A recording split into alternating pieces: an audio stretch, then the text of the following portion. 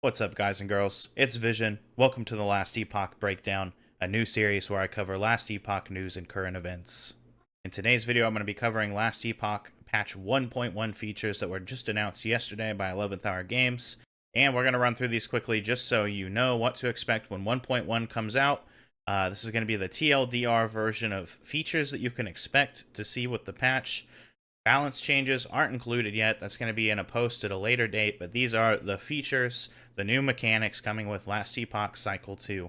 So the announcement of this patch came with a patch trailer. The trailer sort of sets the scene for the patch and gives a rundown of some of the features that you can expect, as well as showcasing some gameplay. I'm going to have that linked down in the description for you to check out if you have not already. One of the first new mechanics being added in patch 1.1 is the evade mechanic, basically Last Epoch's take on the dodge roll. It's called evade though, just so there's no confusion between evade and the dodge stat. So evade is available to the player at level 1. You start with 2 charges, and those charges recover on a 4-second cooldown.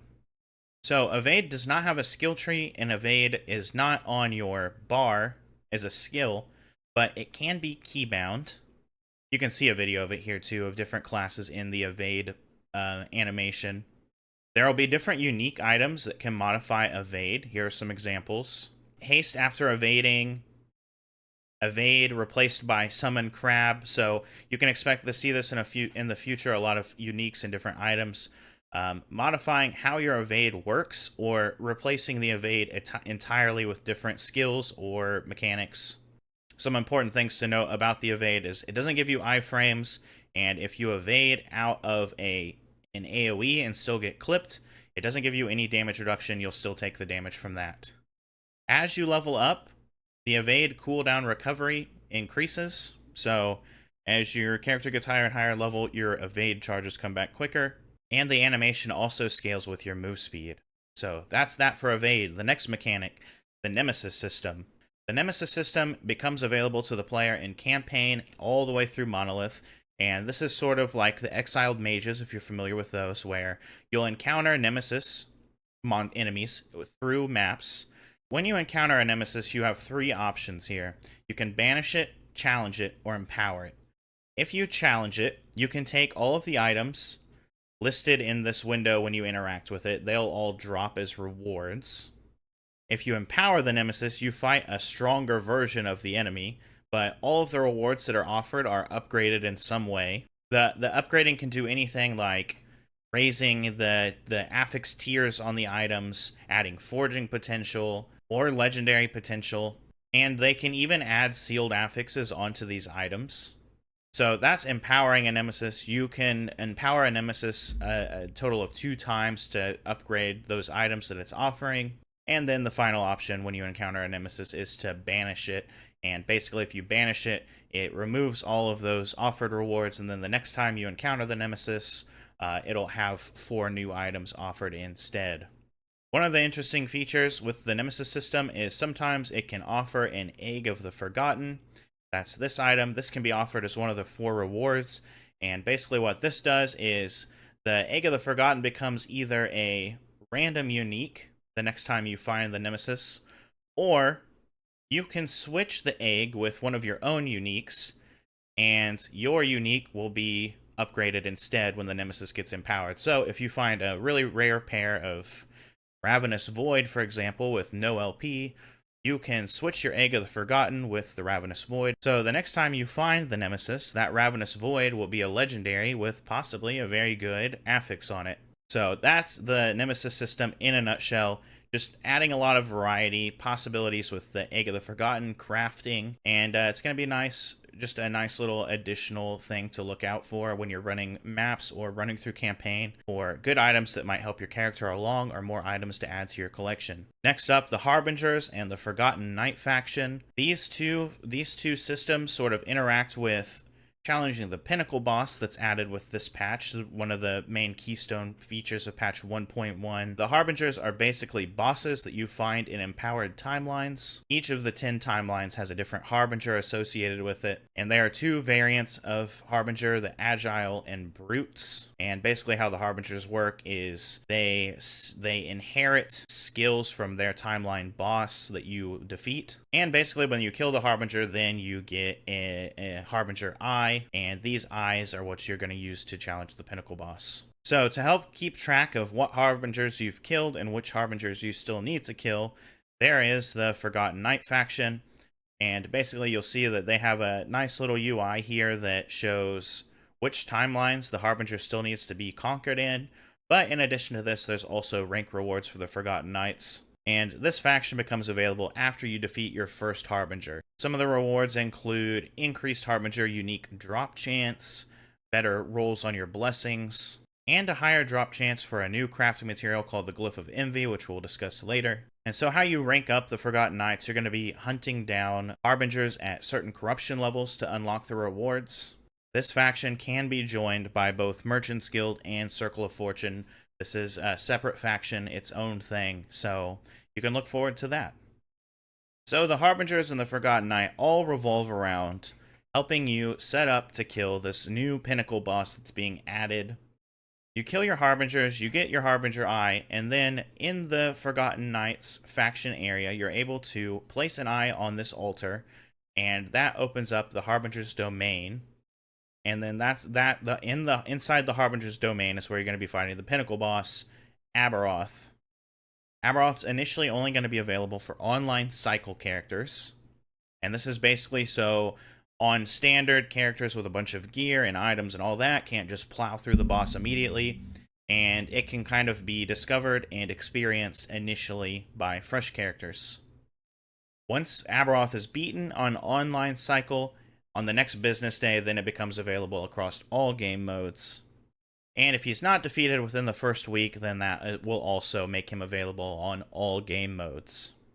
You can see a little preview here of the Aberoth fight on this post. Basically, you're going through 4 different eras. You're fighting this boss through 4 different eras, and each era he gets new abilities. It should be pretty intense. This is Last Epoch's first ever Pinnacle Boss. Some of the tier 4 dungeon bosses are already pretty difficult, so I'm looking forward to seeing how difficult a Last Epoch Pinnacle Boss feels. There are some additional features in patch 1.1 though. One of the other main ones is the boss defense rework. So in the past we had dynamic damage reduction for bosses, and that made it so basically you're doing a lot of damage to this boss and slowly your damage numbers get smaller and smaller because it's sort of reacting to your damage output. This felt pretty bad to a lot of players because nobody wants to see their damage crunched. And so 11th Hour Games, their solution to this is the boss ward mechanic. So you can kind of see a picture of it here. The health bars change to have these little pips, and these are basically thresholds on the health bar. Every time you reach one of these pips, the boss gets a big burst of ward, and this repeats and so on until the boss is dead. And so what this does is basically you have a visual indicator of the boss dynamic damage reduction kicking in, even though it's not dynamic damage reduction. A high DPS build can kind of still just plow through these things. And if you're low DPS, hopefully the ward decays fast enough that you don't really feel like the boss fight is that big of a slog. Anyway, this is a nice replacement to the dynamic damage reduction because you actually have a visual indicator of the damage you're doing, and at the same time your damage isn't being crunched, and life leech builds, for example, aren't being nerfed because their attacks are hitting for less. Some of the other changes that are coming along with the boss ward mechanic is bosses are going to have 50% increased resistance to stun and freeze. And this basically is to make it so it's a little bit more difficult to CC the boss for high DPS builds. Slow and chill are reduced to 50% effectiveness, so it's pretty much the same as how it feels on a character instead of an enemy. Also, max stun and freeze rate caps, duration caps are being added to help prevent CC locking some of the high-end endgame bosses. Last Epoch patch 1.1 is also adding the Glyph of Envy. This is a new crafting material, but it mainly works as a catch-up mechanic for alt characters. Basically how this works is you find a Glyph of Envy. They start dropping in level 100 areas, so you'll find them in empowered timelines. They most commonly drop off rare enemies and Harbingers. So, how this item works, you go into your crafting window with an item, and you select the Glyph of Envy, how you would select any other glyph when you're doing crafting. But basically what this does is it randomizes every other stat except for the one you've selected, and this can change the tiers, just not above tier 5, and it can change what the affix actually is, so it can completely change the stats. But the important part of what this does is, in addition to destabilizing the item like that, it also adds stability onto the timeline of your last completed echo. So if you run Fall of the Outcasts and you complete one echo and then use a Glyph of Stability, it basically adds a bunch of stability so you can skip playing out this whole echo web to challenge the boss. This makes it good for skipping timelines, basically, on a fresh character. So you've leveled up to 100 and you're fighting empowered, you get a bunch of Glyph of Envy, and then you can sort of rush through alternate characters through the whole monolith progression system. So on normal timelines, this immediately makes the boss available, so your stability bar fills completely on normal timelines. And then on empowered timelines, it just receives still a moderate boost, but it doesn't completely fill your bar. And this is going to give more stability for timelines that you haven't completed yet. So it's mainly going to be focused on, you're mainly going to be using these on your first time through Monolith on a character. And finally, as with every patch, we're getting new unique items. Last Epoch patch 1.1 is introducing 30 new unique items.